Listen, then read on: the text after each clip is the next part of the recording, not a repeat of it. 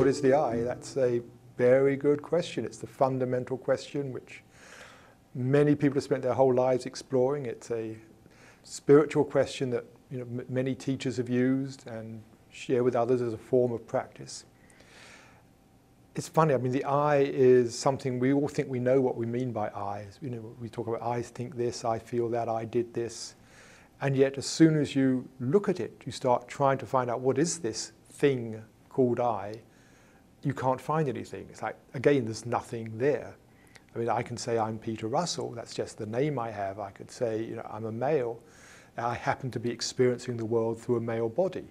I could imagine myself being female and almost, could possibly have my brain transplanted these days and do that.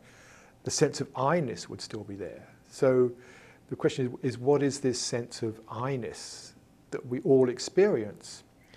And I think we turn it into a thing we've constructed in our experience, this sense of I-ness that's an individual me.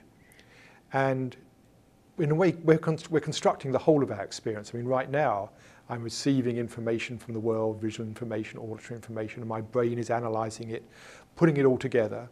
And what appears in my mind is this image, very good 3D surround sound perception of the world, quote, out there.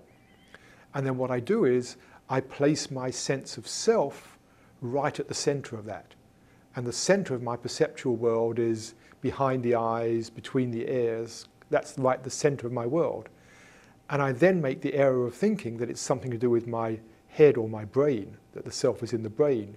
It isn't. The self is just at the centre of the world. And they've done interesting experiments with putting people in a virtual reality setup and then sticking cameras and microphones in a different room.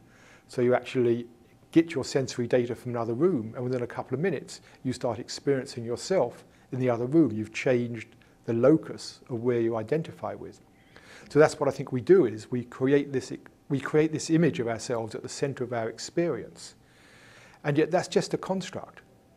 And that's why when you start looking for the self, there's no thing there.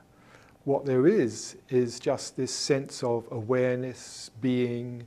I call it amness, or even better, I like to call it amming.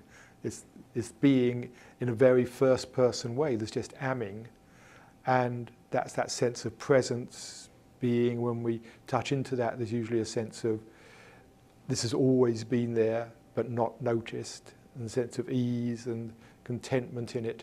But it's not a thing. It's almost like the very fundamental nature of consciousness, which is awareness, experiencing, happening. And in a way, that is all happening within me. You could also say, is my whole experience, is me, everything I'm experiencing. A newborn child doesn't have this sense of I-ness. There is experience. But it's almost we begin to teach it because we have this sense of I. I think that begins to get fed into it. We give the child a name.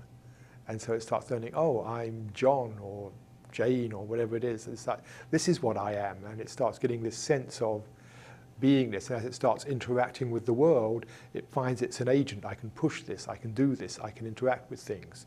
And I think embedded within a society in which this sense of individual self is so prevalent and unquestioned, I think it's natural that the child would start growing up with that, and then it learns that not only does it have a name, but it has qualities, it's good or bad, it likes this, it doesn't like that, it's smart, it's funny, it's dumb, whatever it is, and it starts taking on all these qualities. But because there's nothing ultimately really there, all the time we're concerned about these qualities. How can I reinforce that? How do people see me?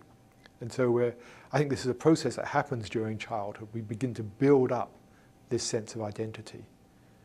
But I think the truth is, I often think it's like the opposite from the emperor having no clothes.